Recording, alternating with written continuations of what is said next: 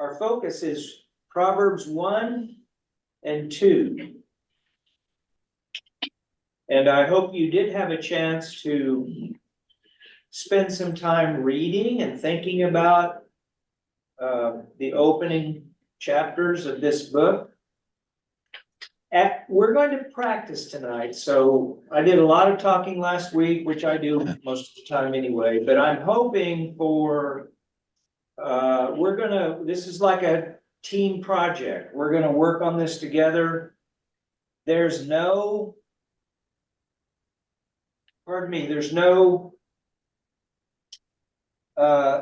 certainty in conclusion about the meaning of these verses. So it's actually the mulling over and the working together on these things that I think is the most edifying. We'll hopefully walk away with some perspective, even if that's not an answer to a specific question. We walk away with some more perspective that is helpful. Now, there are 2 points that I would like us to be aware of as we get started, because they'll help us think out loud together. We need to notice the form of the sayings, and I've got observations to make as we go through, but the form of the sayings.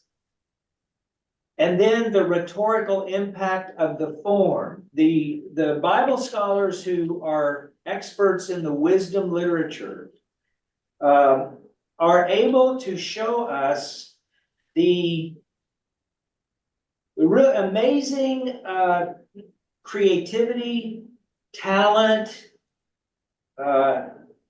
brilliance in some ways of the compilers of the books like Proverbs.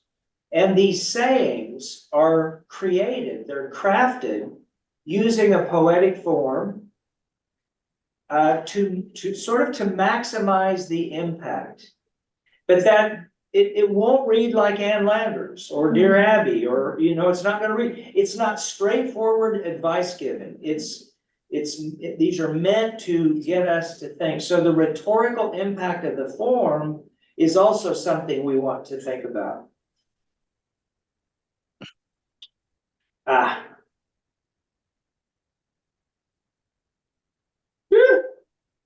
Where'd I go? Okay, I'm sorry, but I lost something.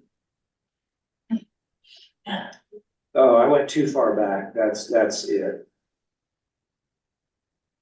All those cute things I did last week. Yeah, that's where I want it to be. Now, so the forms that we're going to be noticing: parallelism, a lot of repetition, but even more, I'm using the word extension. So it's not an exact word for word repetition, but it's the same thought stated differently and then intensified or extended in some ways.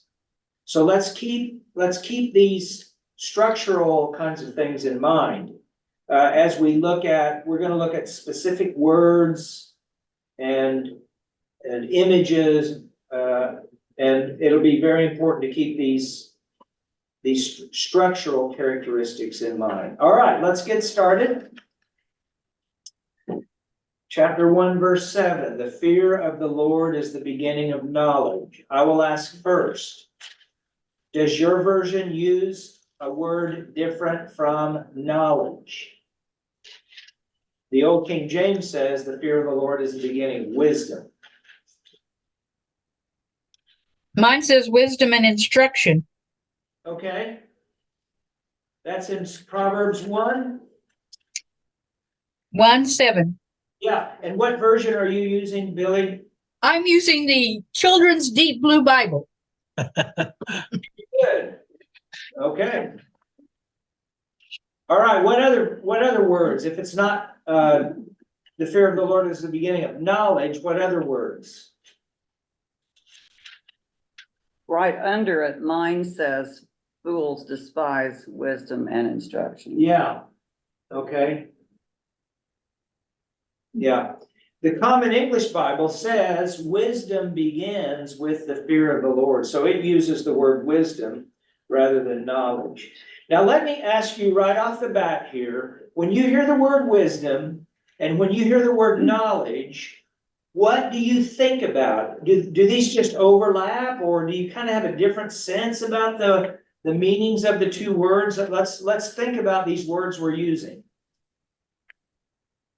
Well, in contemporary culture, you can have a lot of really stupid or foolish geniuses. Okay, So you can have the knowledge, but not the wisdom to go along with it. aha. So you're distinguishing knowledge and wisdom. Yeah. Yeah. Anybody else want to chime in there? When you hear knowledge, when you hear wisdom, you think that's right?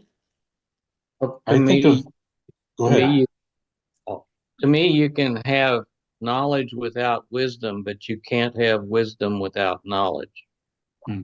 Okay, and why is that, Jim? Why do you say more? Well, I can know a lot of things, but I might not be smart enough or wise enough to know how to connect them together or what I should do with that. But if I have wisdom, to me, that has to flow from some amount of knowledge to begin with. Okay.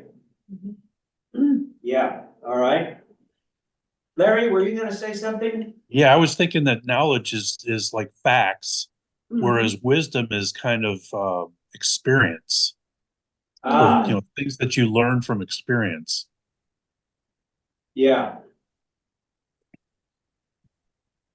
Yeah, I think we commonly use the word not, Joni? Can you change the screen so we can see the other people on? Oh, yeah, in sorry. there? Yeah, thank you. Is that better? Yes, it is. Yeah. Mhm. So I think commonly we use the word knowledge to refer to grasping content.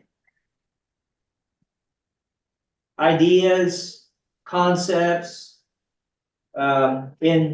In higher education, there's a lot of talk about knowledge and skills, knowledge and skills, knowledge and skills, or theory and practice, theory and practice, theory and practice. And so knowledge in that case really refers to being able to understand a body of concepts, words, ideas, definitions, processes. You can explain, you can evaluate. Skill then is the experience side of it. So so wisdom then, I'm hearing from what you say, there's a certain kind of seasoning that goes with wisdom, right? And this moves away a little bit from just knowing stuff. I mean, this is why we make fun of academics, right? Because they know a lot of stuff, but they don't know enough to get in and out of the rain. That would be a perfect example of what Jim was saying about having wisdom, Yeah. but no, Yeah, or having knowledge, but no wisdom. I am talking about my kind here, so, yeah. Or you know a lot of stuff, but you don't really know how to do anything with it, right? So, the fear of the Lord is the beginning of knowledge. We have to be careful. Sorry, go ahead. I just said fixed dryers. Yeah, that's right. Yeah. Yeah, exactly.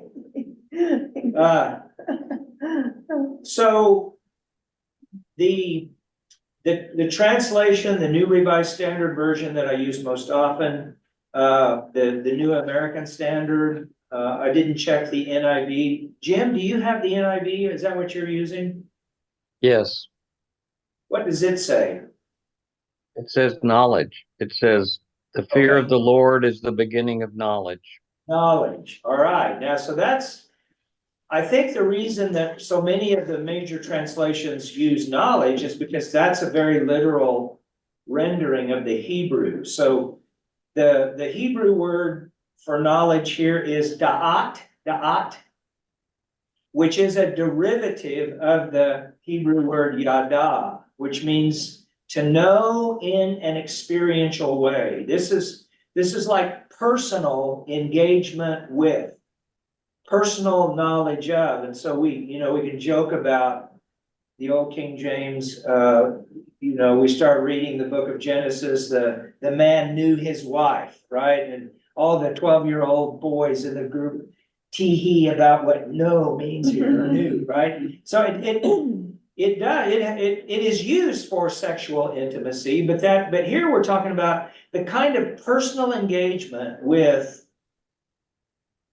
this body of teachings that we're going to be interacting with. And so the word knowledge seems quite appropriate, except we don't exactly use the word quite in that way. We tend to think of knowledge a little bit detached from what a word like wisdom helps us think about. So, how about synonyms for fear? Because again, this is a word we don't necessarily like now in relation to our relationship with God. So what are some synonyms for fear that you think would work, be appropriate in verse 7? Well, I've always hated that word.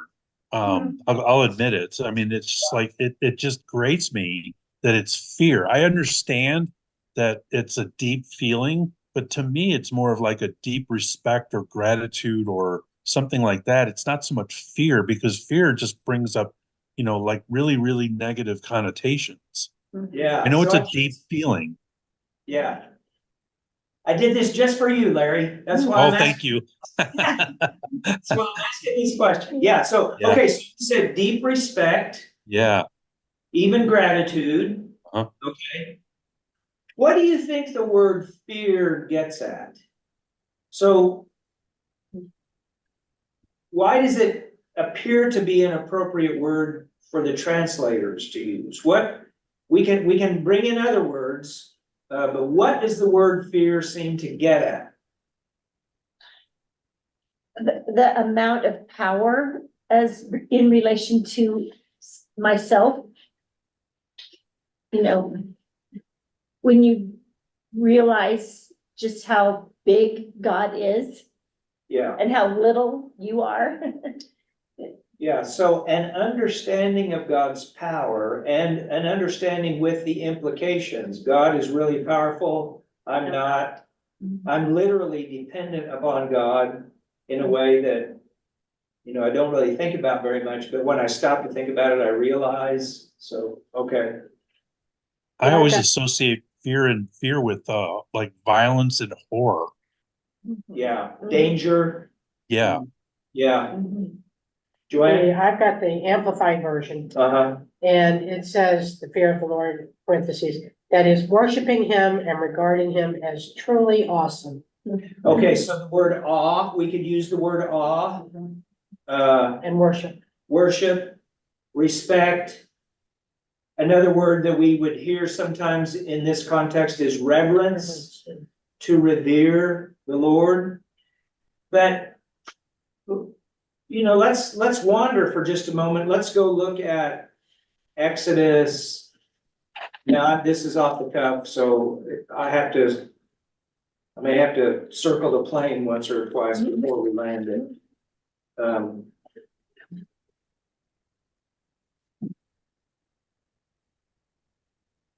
Exodus. I think it's in 19.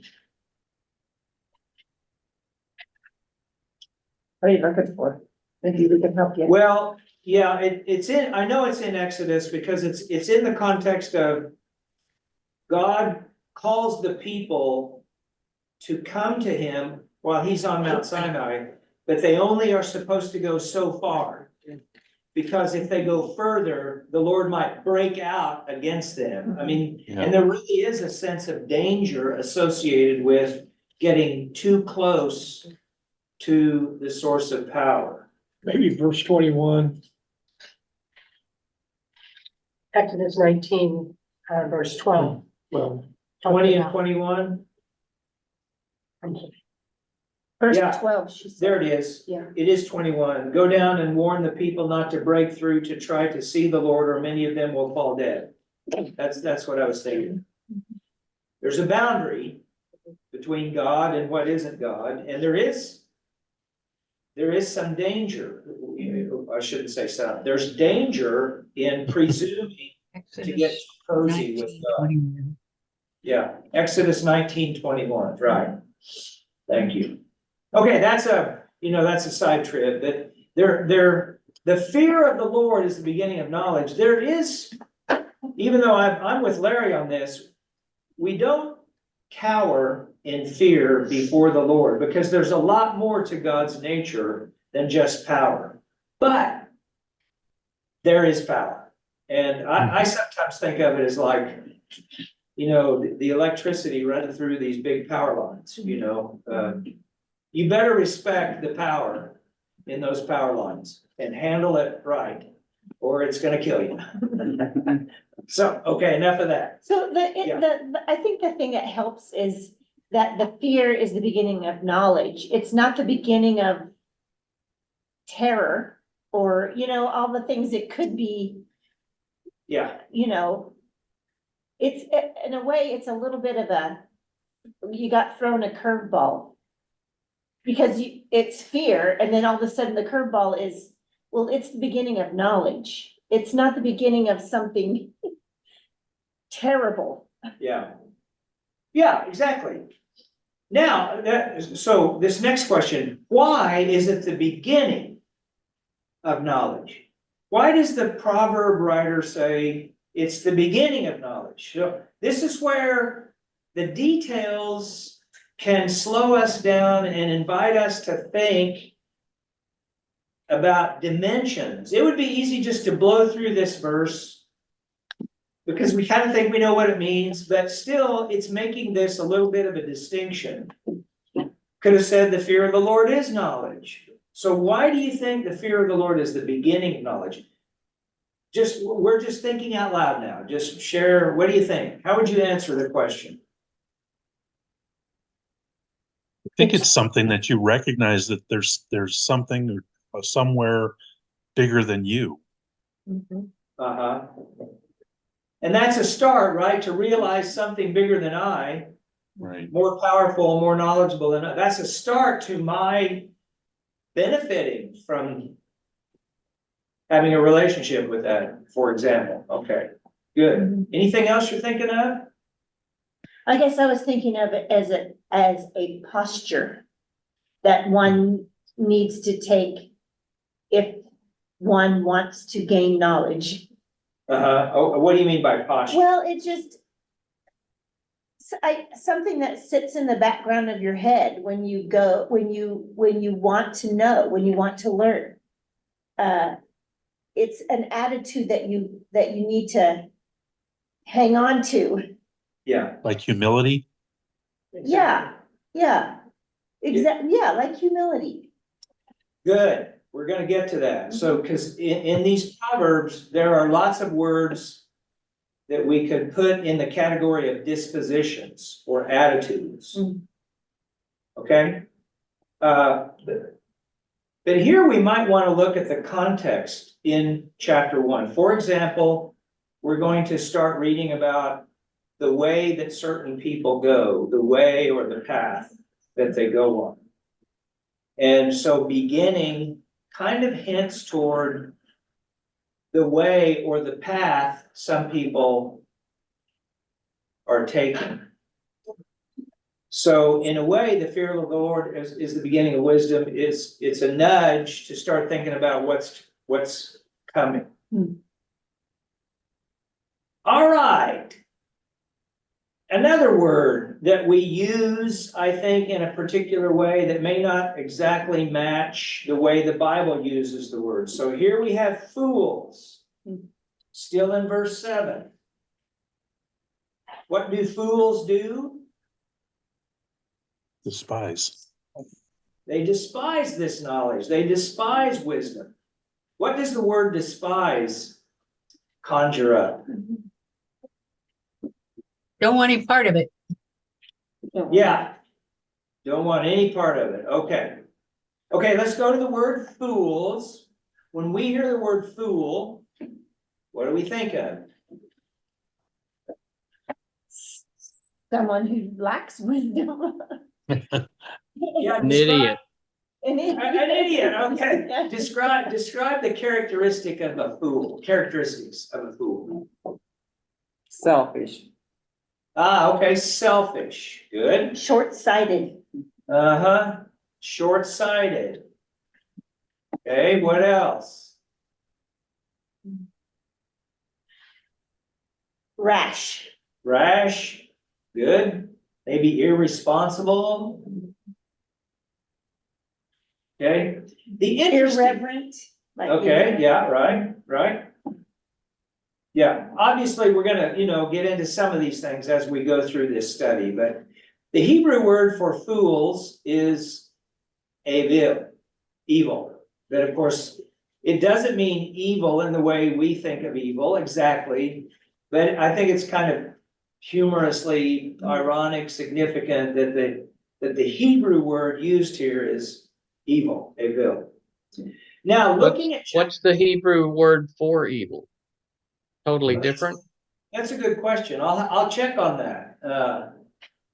I bet somebody could Google it. Somebody Google Hebrew word for evil and see what we get. While we're doing that, synonyms for fools that we find in chapter 1. What are some other words used that communicate or refer to the same kind of person?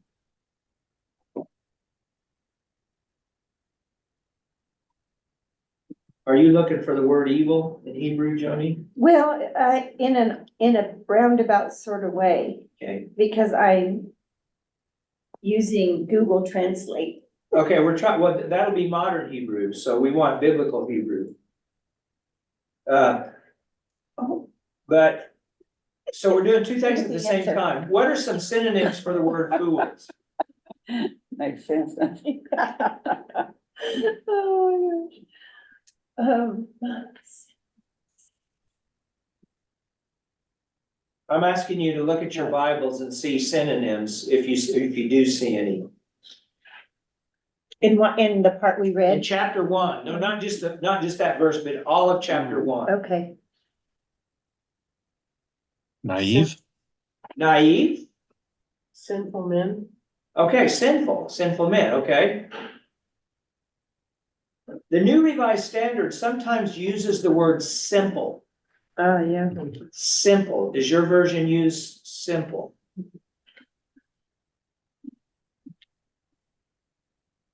So simple, that's not easy to grasp either in this context, but I think what simple means is somebody who's happy just to kind of grab at the first impression, face value, not think too much about it. Naive is a good partner with that word. Undiscerning. Undiscerning, okay. All right, so this is helping us to realize that biblical wisdom is actually pretty sophisticated. Not sophisticated in the way we often use that word, the sophisticates, the upper crust, the people who think they know everything. Not in that sense, but sophisticated in the sense of recognizing there are shades of meaning, there are dimensions to an issue. It's not either or, it's not always, this way or that way. There might be a third or a fourth way that we would have to consider. So as I read these Proverbs, it's good to remember, because they come across in such stark language often. It takes some practice to realize, no, these Proverbs are actually dealing with a kind of sophistication that is the right kind. So wisdom has a degree of insight, understanding that we would say is a pretty sophisticated way of seeing the world. All right, moving on. Synonyms for fools, we got a few on the table. What makes a person a fool according to chapter 1? People who hate knowledge. Yeah, I don't want you to tell them anything or instruct them. okay, so they're kind of obstinate. You can't tell me anything, I already know. Ignorant. Yeah, so they think they know, but they really don't, and their ignorance is kind of showing that they're the ones who don't realize it. You know, everybody else gets it, but they don't, that sort of thing, you know? Something kind of embarrassing. I feel embarrassed on their behalf sometimes, right? Ignore the counsel of the wise, refuse to listen. Hard-hearted, yeah, Stiff-necked. yeah. Okay, so what we're getting here is we're getting a lot more into the attitude area, not so much about can I understand an idea? This isn't about being smart in the way we typically think of smart or intelligent. Back to Joanne's point earlier about, or somebody's point, some very, very intelligent people who are utterly foolish. I think a modern example of this is the people who are uncritically enthusiastic about whatever the next technological development allows us to do. Now, most people aren't that way. Most people are thinking, you know, but some people are just always on board with whatever the next thing is. Because bigger, better technology means better life somehow. That's a very simplistic view of things. So I think we see examples of foolishness actually a lot when we start to think about it. Chime in anytime with opinions, perspectives, reflections. So let's look at these dispositions. Now, what I've done here with these two lists is I've just I went through my New Revised Standard as I studied it, and these are some words that I came up with that they either are words in your Bibles, or maybe you can see what the parallel word is. Again, I think this is very important for us to see the kind of person that's being criticized as a fool. So someone who is a scoffer. They kind of like making fun of others, especially the ones they think are stupid.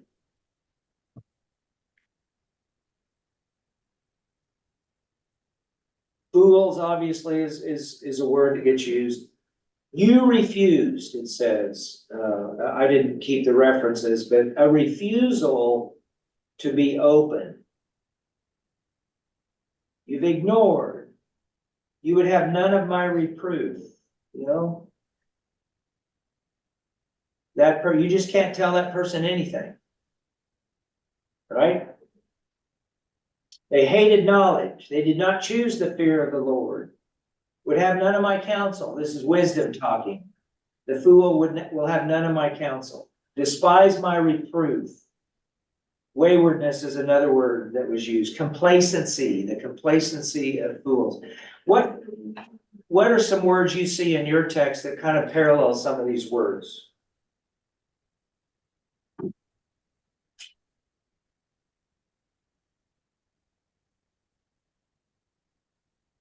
Anything? You like these words? Yeah. Well, you took them all. Well, shame on me. Okay. Well, again, let's, saying things out loud sometimes that seem obvious, that's really good. So taking a look at this list, if I were to ask you, what is the profile of the fool that comes in for real criticism in the book of Proverbs?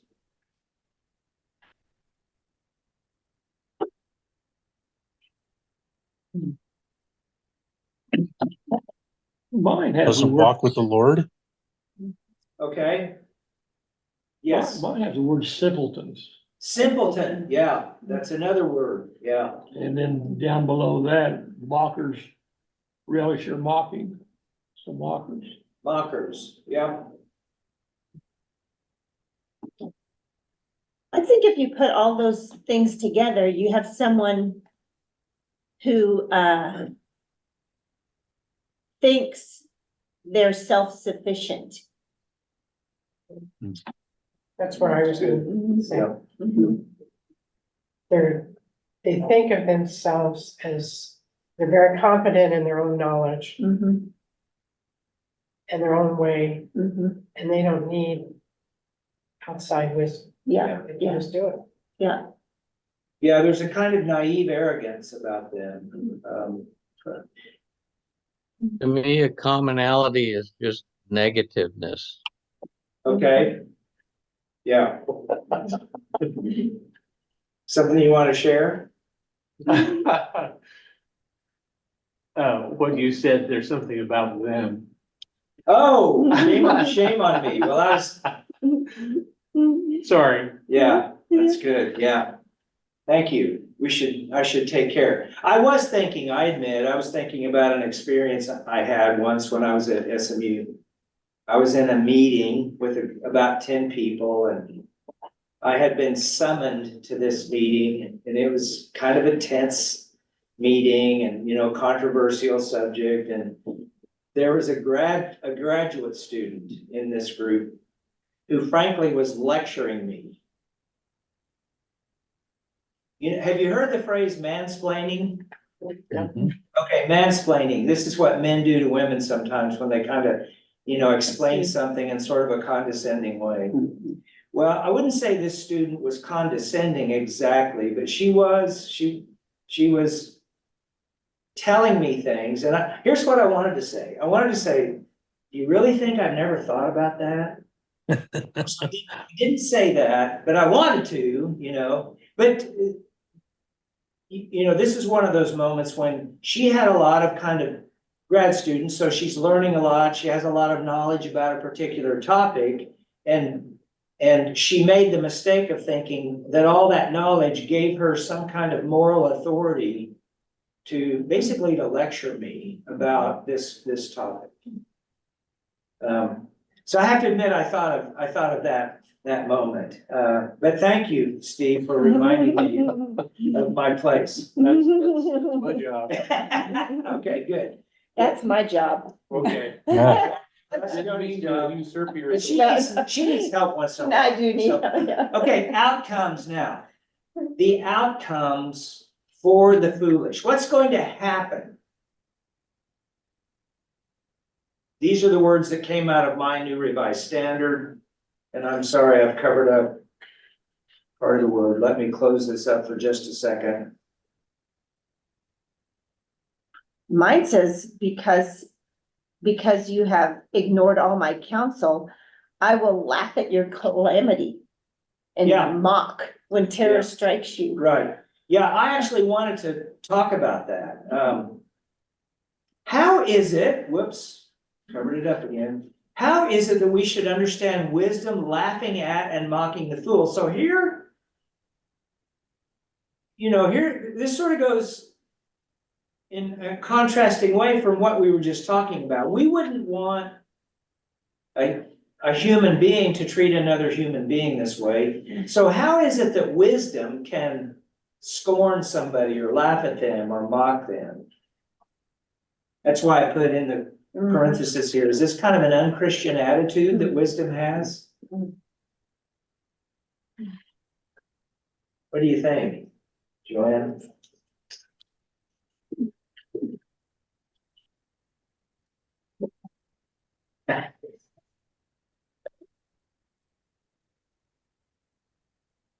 Okay, no, how should we understand? It's two things. First of all, we could talk about the personification of wisdom, Uh-huh. and that might be a wrong trail, maybe, I don't know. But wisdom laughing is not ha ha ha, you fool. It is you were supposed to do this and you didn't do this, and this is the outcome, it is clear to all. Yeah, yeah, I mean, it's like, I told you I it told would you happen so. that way. Yeah, I told yeah. you so. well, you don't even have to say, I mean, it doesn't, the words. That's the Christian, unchristian part, when it is apparent for all to see. yeah. Can everybody online hear that? Mhm. Did you, okay, good, good. All right, good, Like you don't think of the consequence, yeah, you know. right. Well, two things I think we have here. One is, this is a good example of how we watch reading these proverbs overly literally. Hmm. So I believe the proverb writer knows the risk of writing in this kind. It's not just propositional. This isn't the advice, right? This is a kind of exaggerated, vivid, hyperbolic way of making a point. And the point, I think, would be, and that you all were getting at it, if I understood. So if I do something really foolish, it's not that wisdom personified is literally laughing at me, but I feel the shame of that moment. I may have told you this story at some other point, because this was a real moment of shame for me. So I was playing summer league baseball, and I had just moved up from the lower ages to this next age level up. So I'm the young guy in this older league. And I hadn't gotten a hit for a long time. You know, that the pitcher throws a ball a lot harder than what I was used to. So I did a lot of standing in the batter's box. And I struck out a lot. And so this one evening, the pitcher walked me. And on my way to first base, I got this harebrained idea that when I got to first base, I would jump off, I would take a big lead and start yelling at the pitcher. The catcher still had the ball and threw me out just in a heartbeat.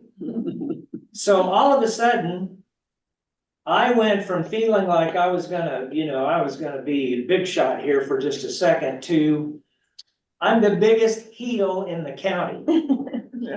And it was so embarrassing to me. So, when I read about wisdom laughing, wisdom would have said, don't do anything stupid. You just got on base, you don't just keep your head down, do the right thing. That would have been wisdom. But instead, I made a fool of myself in front of all these people.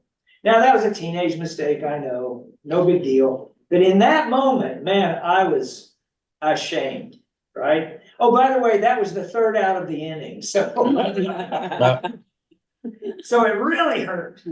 Okay, so on the language again, as we read some of these proverbs and spend a few weeks doing this sort of thing, let's practice working with, when we run into texts like this, we can work with it a little bit and go beyond just the first kind of impression we get to see what kind of insight and understanding we can gain from sort of sticking with something a little longer than we might otherwise do it. Okay, we probably need to move on, because I have something from Jesus that I want us to talk about. So wisdom is personified as she. Now, why does she not answer when the foolish call on her? This goes along with kind of where we are at the moment.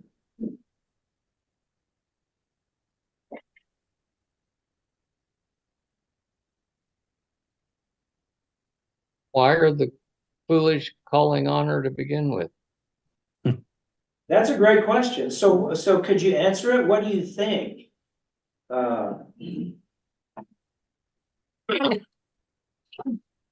They may see something she's got that they don't have and they want. So why would wisdom not respond then? She's too busy laughing.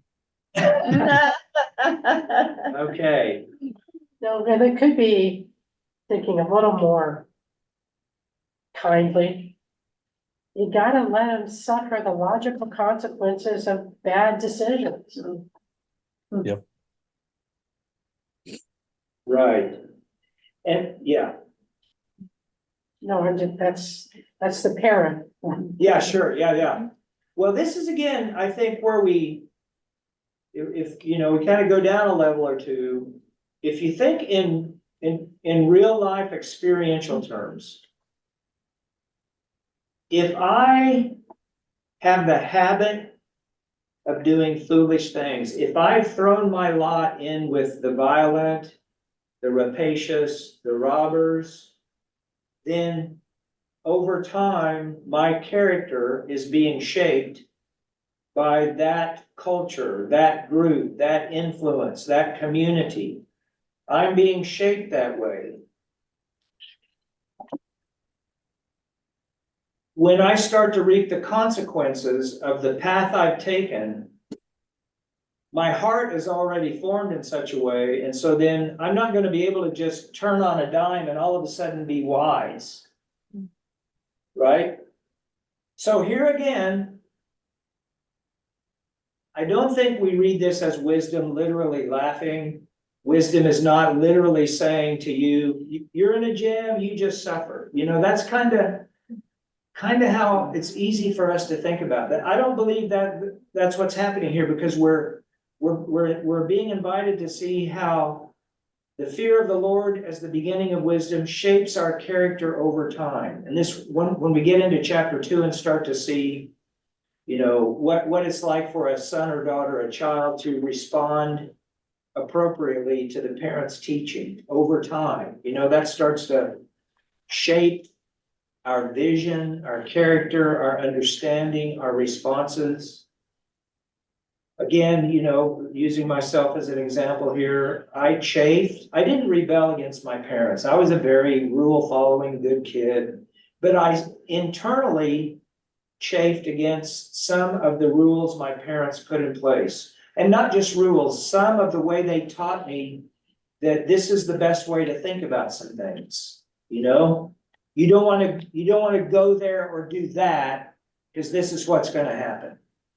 Right? Well, I would chafe against that because I wanted to go there and do that, but I didn't, because of this kind of shaping over time. And then on the other side, I could see, oh yeah, that really was the right thing. And now I don't have some of the bad memories that my college friends have, because they, you know, that doesn't make me better than them, but it sure makes me grateful that I didn't have to crash the way some of them did, you know?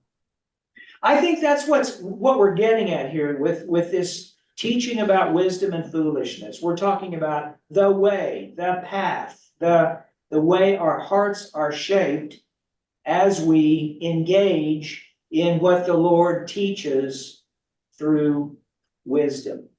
Let me just move on here. Chapter 2.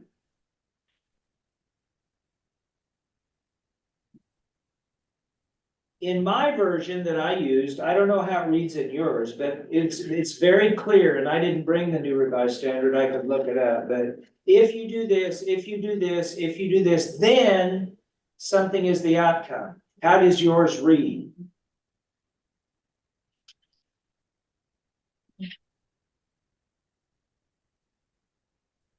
Yeah, the Common English Bible takes out all those ifs. It says, turn your ear toward wisdom, whereas in my New Revised Standard, it's if you turn your ear toward wisdom. And so, okay. So, yeah, If you receive my words. good. If you're looking for it. Oh, then, yes. Yeah. Right, if you look for it as silver. Yeah. Search for it like gold. Okay, what's the result then if you do that? And then you will Yeah, go ahead, Billy. understand the fear of the Lord and discover knowledge of God. What mine says. Yep, That's what it is. Okay, so again,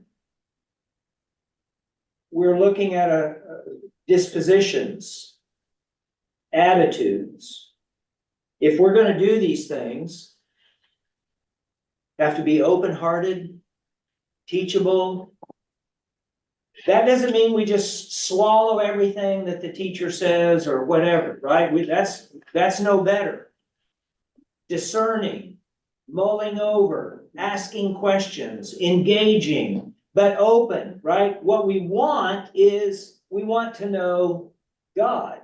We want to know a good way to live. So we're open to the teaching. So the condition then is an open heart. Again, we're not talking about IQ. We're talking about a disposition to receive good teaching from God. And the result is then we know God. That openness begins to show us the character of God. And to me, this is a good example of, we can have a perspective about something, even if I can't answer the specific question that's factual or content-based. I may not be able to answer the question, but I still have a perspective about whatever the question might be dealing with that I think would be wisdom, right? If we go through this, if we're willing to go through this process with the teacher, with wisdom. So the if-then logic leads to, you will understand, and notice the repetition in verse 5 and verse 9. Again, this is, in my version, it's a literal repetition. What about your version? Do you see that? Does it use the same words? In 5, then you will understand the fear of the Lord, and in 9, then you will understand righteousness and justice and equality. Right. Oh, no, equity. Yeah. Now, again, this is an example of the structure or the form. The repetition helps us, encourages us to sort of gather together things, right? The repetition, I would want to say, okay, what lies between verse 5 and verse 9? This isn't a perfect kind of scientific thing I'm doing here, but it is the structure, the form, the format gives us these clues to slow down and look. So how would we gather together what lies between those verses? It's about God, the faithfulness of God. There we go. What? There we go. So if we'll put ourselves at God's disposal, He will be faithful to teach us. Again, I didn't mean this to be testimony time tonight, and all of it coming from me, but verses 6 through 8 of Proverbs 2 got me through seminary.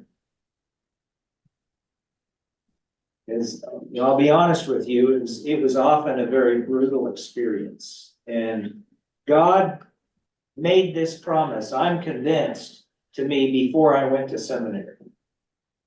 And it got me through seminary. I trusted that God would be my teacher, and He was faithful to that promise. So anyway, so those verses, Proverbs 2, 6 through 8 are very important to me personally, but there is a kind of structural thing here that I think captures, and the way the writing is on the page gives us the opportunity to notice and then to think about God's faithfulness. He will do these things if we open our hearts.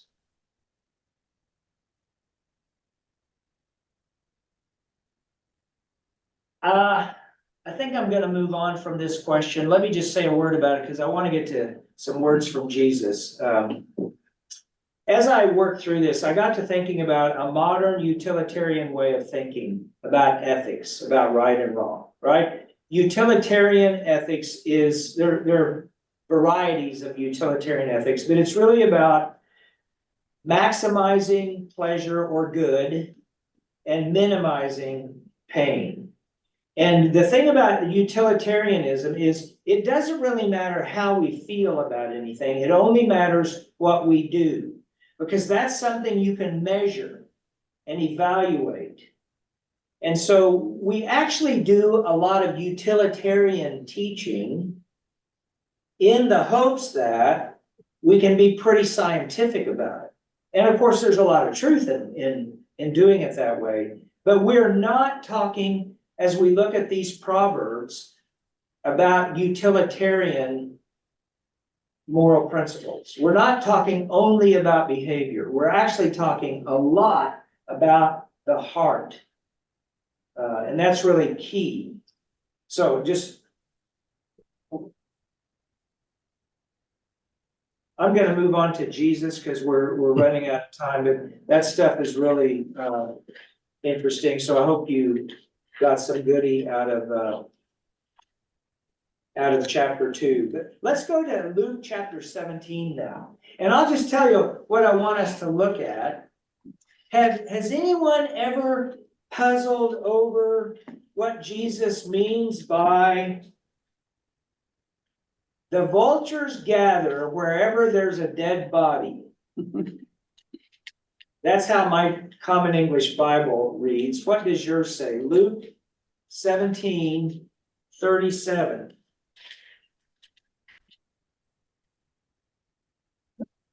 Where the corpse is, there the vultures will gather. Yeah, where the corpse is, there the vultures will gather. Any other ways of saying it? Have you ever wondered what Jesus meant by that? Many times. And this is kind of like a proverb. It's a saying. Now he's responding to a question in the context here, but it comes across like a saying. I mean, Jesus could have answered the question in a very straightforward and literal way, but he didn't. He used this saying, pretty vivid, pretty graphic saying. Could I have a volunteer for someone to read chapter 17, 22 through 37?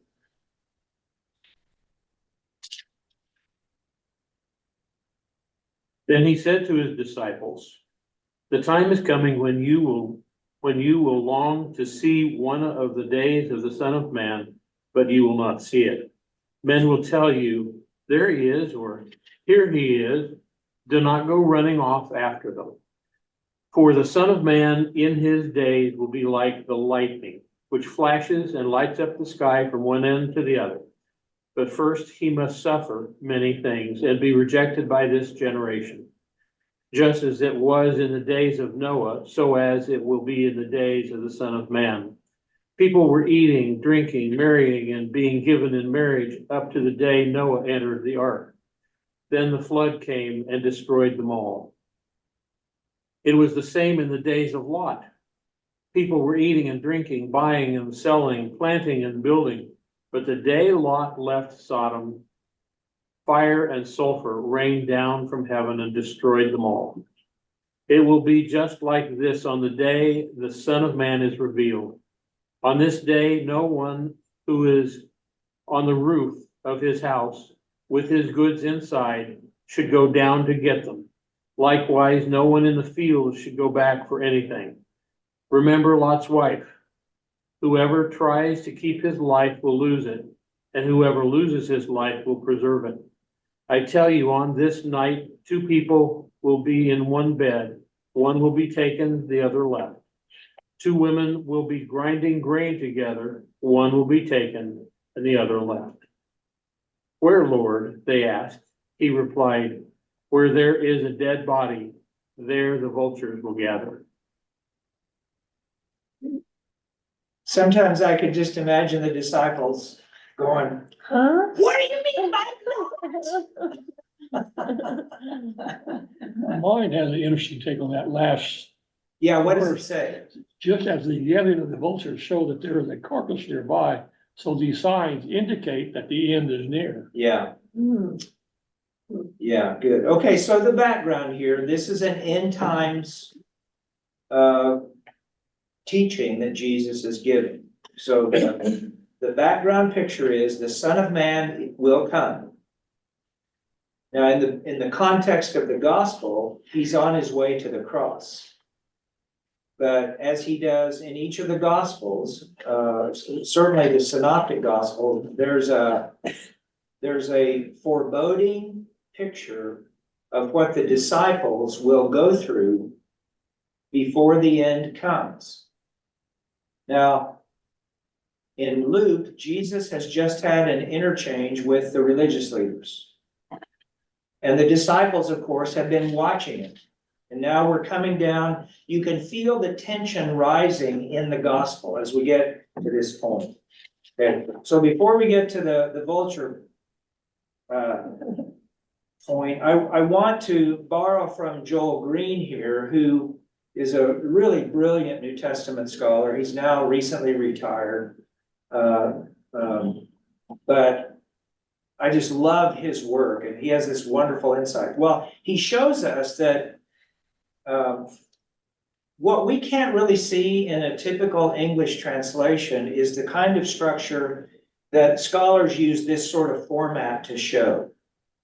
And it doesn't capture every single thought or point that's in this passage that we're going to look at, but it does show an order to the references made and then a reversal of that order. Now, what is the purpose of structuring? So imagine Luke using a kind of literary device here so that he can emphasize something. What is it that he's emphasizing? We find in the middle.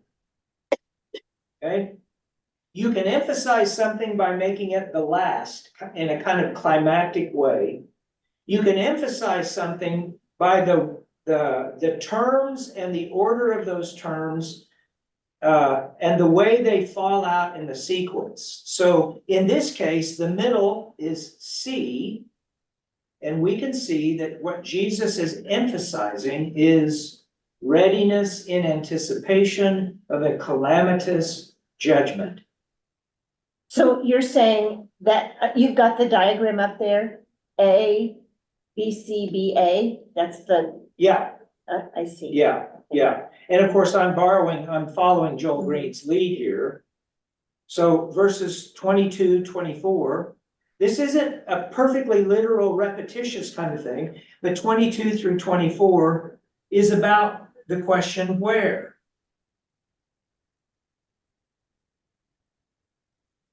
Look there, or look here, right? That's what people are going to be saying. Look there. So, and Jesus is saying, don't go chasing after there. Don't do that. Okay, so there is a kind of where question implied there. And then clearly at the end, the disciples are asking where. Where is all this going to take place? Where the corpse is. Wherever the corpse is, that's right. Okay, then 25 is about Jesus suffering. So that's B, and then B1, you might say, or B script. The disciples are going to suffer, right? Give up your life. And in the middle is the key point, which is be ready. And this is all through the Gospels. So here again, we have the structure, the form of the writing. Apart from the words used, the form of the writing helps us dial in on the point that Jesus is really driving at. Don't be sucked in by people saying, here he is, there he is. I'm telling you, these things are going to happen. Hold steady, be ready to suffer because you're going to. And just be ready. That's all the way through the Gospels. Okay. So this cryptic kind of comment about wherever the corpse is, there the vultures will gather. Well, in one sense, I mean, everybody living out in the country, everybody who's ever seen a dead animal on the road has seen vultures gather to the carcass, right? So it's a very common kind of experience that people would know about. And who's the corpse? That's the question. Well, if there's gonna be judgment, Yeah, those who try to preserve their life. Yeah, or the corpse could be Jesus, right? Because he's gonna die. I mean, we don't have to, that's not a definitive answer, but it does seem like, okay, Jesus' death is coming, he's mentioned his suffering, so. Okay, so these events are going to circulate around his death. Okay, So the vultures gathering are the events. no, that's where I don't think we go too far okay. with trying to pin down every detail. It's Okay. just, it's the general picture. Mhm. Now, what I just said, there's nothing that indicates that what I just said is the way to understand this passage. So the reason I wanted to do this is not, we don't necessarily have to conclude anything about what Jesus means by this saying is when you read the Gospels, it turns out there are quite a few more of these kinds of sayings that Jesus makes than we realize. And he, I think, is challenging us to think. I think he wants his disciples. He's helping them prepare for what is to come. And he says it in a kind of cryptic way because that provokes them to think and it unsettles them, right? It's like an earworm. You can't not think about it. And that's what he wants. And so we go away mulling it over, even when we're working and occupied some other way, it's kind of in the backs of our minds working. I think that's what is happening with Jesus using these kinds of sayings. This one I find very like, oh man, Jesus, what am I supposed to get from this? But, Well, because corpses and vultures are undesirable things. yeah. So it's hard to, I Yeah. often thought, is he talking about himself? But it's like a clash of ideas because it's not, Well, I thought he was It's- talking about the Pharisees. quite well, honestly. He could maybe be. he is, yeah, Right? But vultures and death were so unclean for yeah, exactly. Jews. I mean, Yeah, it's not a positive, it doesn't evoke positive, you don't Yeah. wanna go, I mean, if the disciples, if he's teaching them, you gotta be ready, you might need to sacrifice yourself. Do you Yeah. really wanna sign up for that? Right. yeah. Right. Again, what we're doing right now, just this little bit of conversation, I think is what these proverbs want us to do. They do at times unsettle us. We don't feel good. We don't like the implication. And the purpose, that's purposeful because the goal is to help us grow in wisdom, to become more spiritually grown up, adult, and so on. And so we sort of hold our feet to the fire about trying to work with this a little bit. And if we wind up not getting a clear answer, it may frustrate us, but we leave it for a while and we go on and it's still stewing back there and some kind of perspective comes out of it. This is how Proverbs and the wisdom material, I think, is meant to work in the Bible. Okay, here's our assignment for next week. We're gonna look at Proverbs 8 and 9. And this really is about wisdom personified. And then we're gonna get into the adulterous woman. I was today going back through just chapter 2, there's a whole bunch of stuff in there about. Right, yeah, yeah. Hey, Yeah, Steve, yes, sir. just quick, if this is not a simple answer, don't worry about it. But curiosity, back a few slides, you mentioned that wisdom was personified with the she pronoun. Yeah, And gender was really big deal for the Jews. And yet in 2:6, it says, for the Lord gives wisdom, from his mouth comes knowledge and understanding. Any comment on what's going on there? well, my first comment is, I don't know why when they personify wisdom, they use the feminine pronoun she. I don't know why.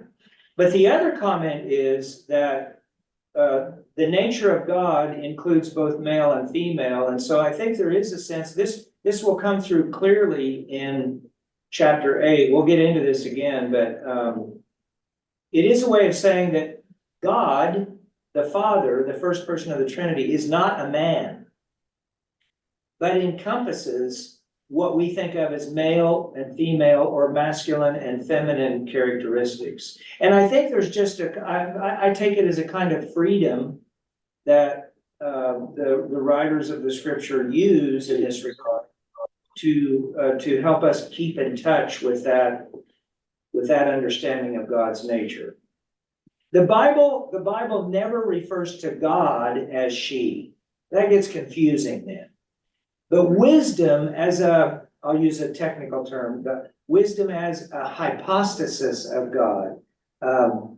What do I mean by that? It's a part of the substance of God. Wisdom is part of who God is, but when wisdom is personified, it's a way of drawing out other aspects of God's nature without referring to God as a she, because then that would get us into all kinds of other problems. I'm not sure I answered your question, but that's my best shot for now.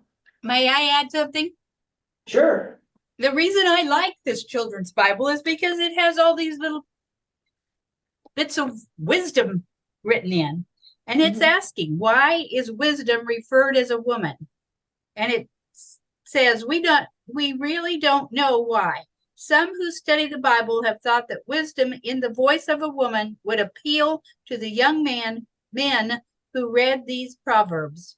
They were encouraged to seek wisdom and to find her.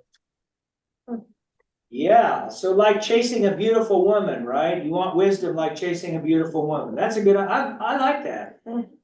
Wisdom as a woman too, it also might be a kind of, a gesture toward the mother. Do what your father says, remember your mother's teaching. It says in chapter 2, for example, I'm paraphrasing, but it may be something along those lines too. That's good. All right, friends, 8 and 9 next week.